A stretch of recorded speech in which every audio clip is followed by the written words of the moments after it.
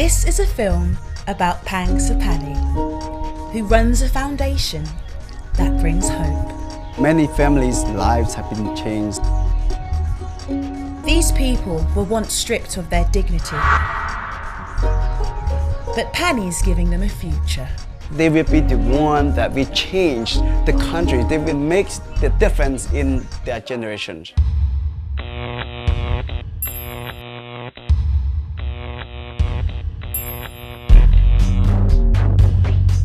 Pani's country is synonymous with one of the greatest atrocities of the 20th century, the Cambodian genocide, where political extremism led to torture and mass execution, killing a quarter of the population. 20,000 mass graves have since been unearthed. These graves, known as the killing fields, now lie silent, but reminders and victims are never far from view. Although the regime was toppled 3 decades ago, Cambodia still bleeds. A broken infrastructure means 60% of Cambodians have no access to clean water. Many have to walk 10 kilometers every day to fetch some. Many people that they use the water from the pond, where sometimes animals also go there to drink the water and then just drink straightly from the pond. When people they don't access to clean water, children and people have the diarrhea, and some people the people just feel like this is like a common disease. Jung is a subsistence farmer who worries about water. He's responsible for his family and village, but he can barely feed them.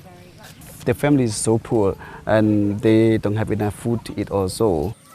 Jung's problems are compounded by the fact that he's a landmine victim.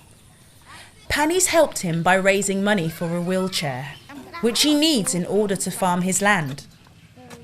But fetching water remains a major obstacle. Every day, Young just on his wheelchairs to draw the water about 300 meters away from his families. But sometimes when the people who own the wealth were not happy at him or the family in some house, and they just don't allow him to get the water. So he had to go on the wheelchair even farther than that. Without ready access to clean water, life for Young's village is bleak. Solutions aren't simple. The desperate economic situation means 1/3 of Cambodia's population have to make do on less than $1 a day. One of the problems is poverty. Because of poverty, then they send the children to work in Thailand. Many of these children are exploited or sold into prostitution. 7 of Jun's children have left for Thailand hoping for jobs in the construction industry. He tells Pani that losing his children hasn't made the family any less poor. They work for years and years now, and they cannot even have some savings for the family. And I feel not good about it. Sometimes if I have the money, I want to go to the workplace where they work in Thailand. Another of Jun's children is expected to fly the nest soon, but 23-year-old Shen Li doesn't want to go to Thailand.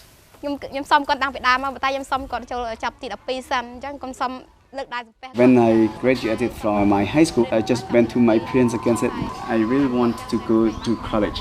But then they said, no, I keep crying and crying because I wanted to go to college. But they wanted me to go to work in Thailand. Pani's team's trying to stem the exodus by offering families the chance of a future in Cambodia with the help of a microloan. The microloans project is to allow the families to access to the capital so that they can use it to expand their business or to start the business. And there have been many takers. Like Chanri, a mother with a talent who just needed a little help. The family came to us and they asked for a loan of $50. And then they bought a baby pig. 3 months after they raising these baby pigs, and then it's big and they sold it to the market. They used this profit to buy the sewing machine. Because the wife have a sewing skill. Now, as a result, she installed like about 8 sewing machines in her village, and she employed about 7 people in the village to work for her. And they paid $50 back to our projects so that we can use this loan to help the other families in the village.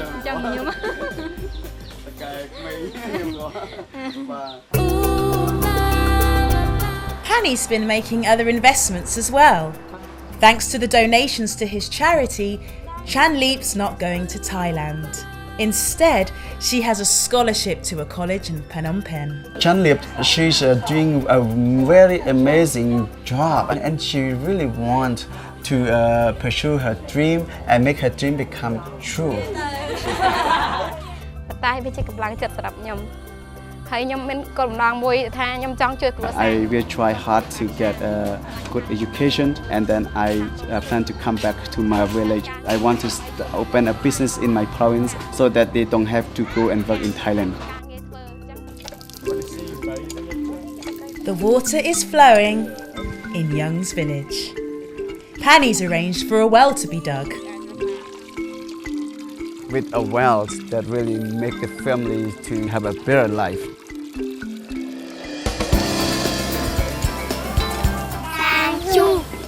And just as Young has been helped, he plans to help others.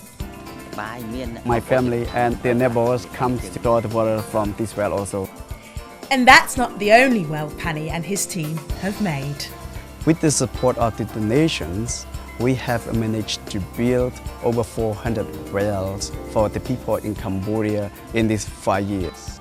There are many ways that Panny helps Cambodians help themselves out of poverty.